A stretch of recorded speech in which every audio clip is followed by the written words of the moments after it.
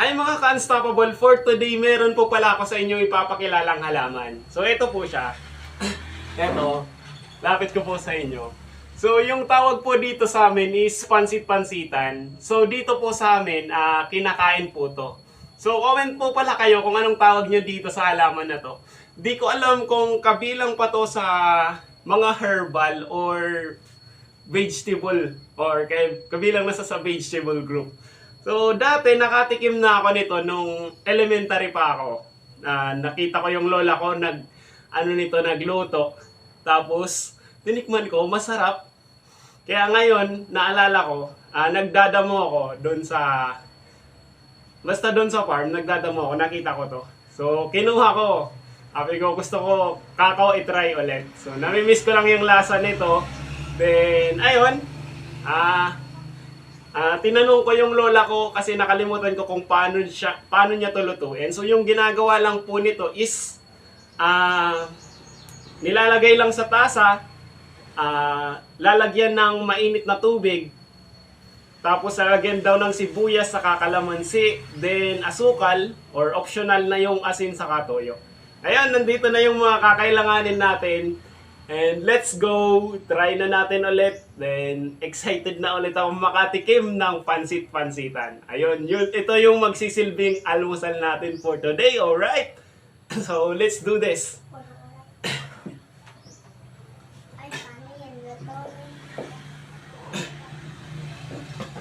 Ito. Ano po? Ginagawa mo? Pinapanood ko si Tito Dan kung ano yung ginagawa niya. Pansitan daw, niluto daw. So, ayan, si Lola pala, di na to ini-slice. Nilalagay na lang to sa tasa. Pero ako i-slice ko to para maiba naman.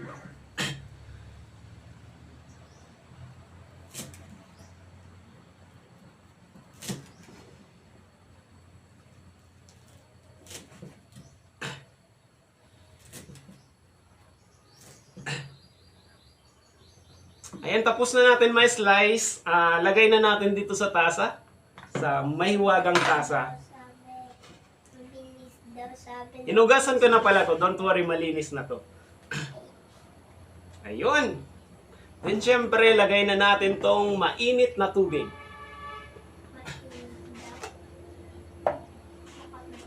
Mabilis daw kasi.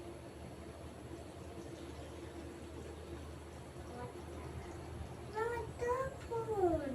Ayun. Hindi ako sa playground ko. Then, lagay na din natin tong sibuyas. Nasa tayo. Diyan, patay tayo. Diyan. Ayan, okay na yung sibuyas natin. Lagay na natin dito sa pansit-pansitan. Sa pansitan daw. Lagyan na din natin itong kalamansi. 3 lang yung gagamitin kong kalamansi. Ay, kahit 2 na lang siguro. Lagay natin dito sa kutsarita para masala yung buto.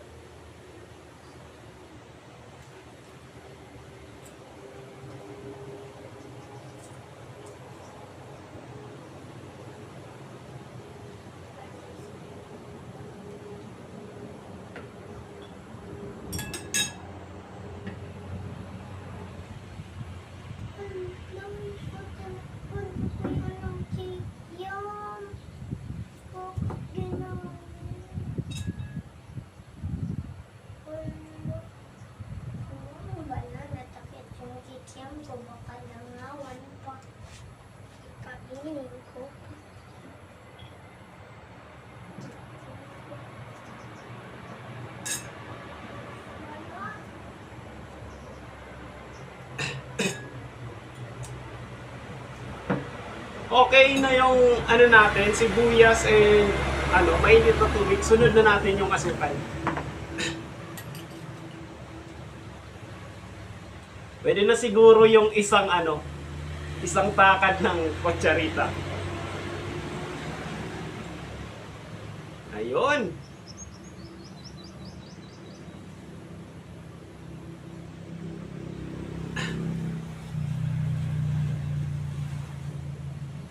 Dagdagan pa natin ng konti. Yun! Then wait natin mga 10 minutes. Ano natin, takpan natin to. Then wait for 10 minutes. Para maluto ng, maluto. Kailangan half cook lang yung natin, pansit-pansitan para masarap. Okay? So ayan, takpan mo muna natin po mga ka-unstoppable and wait for 10 minutes. Alright? Now, pwede na po yun. So ngayon, kainan time na. Ayan. So, syempre, dahil natutunan natin sa pagba-Bible study natin na kailangan pala bago kumain, pray po muna tayo bilang pasasalamat sa blessings na natatanggap natin kay Lord. So, ayan po, pray po tayo. Lord, thank you po sa blessings na to and sana po tuloy-tuloy lang po yung blessings na salamat po sa lahat ng pinagkakaloob niyo po sa aming blessings araw-araw. Ayun, sana po yung magsilbi tong lakas at sigla sa aming katawan. Ayun, maraming salamat po and that's I pray in the name of Jesus Christ, our Lord. Amen. Ayun, kain na po tayo. Tikman na natin tong pansit-pansitan. Half cook lang tong pansit-pansitan natin. And lapit natin ng konti dyan para then mas maganda siguro nito kamayin yung pansit-pansitan. Tikman natin yung sabaw kung okay naman yung timpla ko. Goods na goods. Saktong-sakto yung combination nung kalamansi sa kanong asukal. Tapos malalasahan mo pa yung ng sibuyas, yung extract niya. Mata, nasa bahay naman ka. Masarap, masarap. And dinagdagan ko din pala to kanina ng asin. Ayun. Para balanse yung lasa. Meron tong asin. So ito na yung pansit-pansitan. Kamayin na lang natin. Half cook lang siya. Parang tunog teach niya. Yung lasa nitong pansit-pansitan, hindi ko ma-spell kung ano yung lasa pero parang matabang, na parang damo lang. Para akong kalabaw na kumakain ng damo. Di ba siya na? Pero yung yung niluto before ni Lola, masarap yun. Kasi nanuot yung lasa nung sabaw dun sa pansit-pansitan. Ito kasi yung nailagay kong tubig, hindi naman na yung sobrang init. Na siya, maligamgam. So, hindi siya masyadong Pero yung sabaw, pang balanse ng lasa, swabing-swabe. You have a jacket. Sinadya ko talagang i-half cook lang to para, kumbaga, di ba mas kasi yung nutrients na ma-absorb natin dito kapag half cook lang.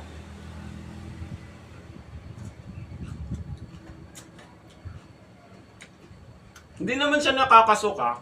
Sakto lang.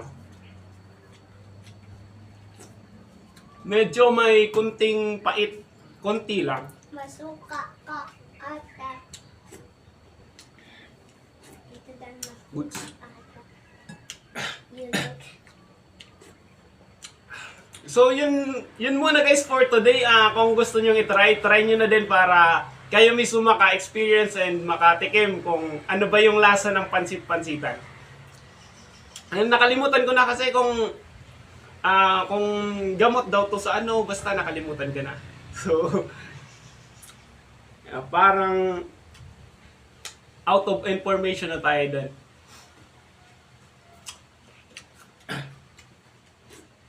So, ayun naman na guys for today. See you in my next video. And, ayun. Yan nga lang yung lagi kong sinasabi sa inyo. Be unstoppable, be faithful, and God bless you all. I love you. Alright.